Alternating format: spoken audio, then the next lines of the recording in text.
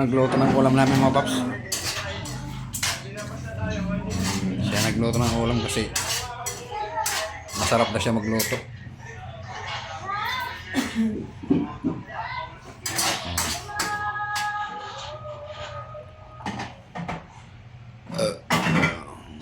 Lagay mo na dito.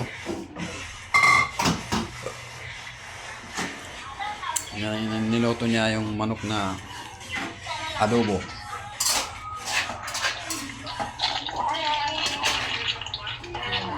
Lagyan na ng sili. Yan.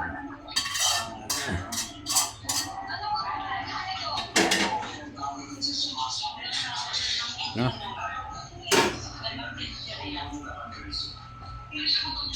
Yan. Adobong manok. Tsaka ito walang sili, kaya yun niya may sili. Ito may sili. Yan mga paps.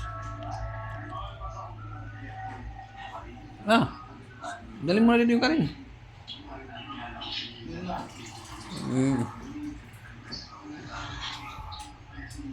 Kakain na tayo. Tikman na natin kung masarap.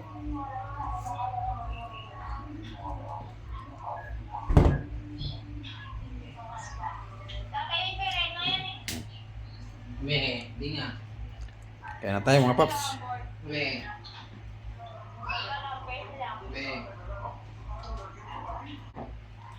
Kaya na. Di nga.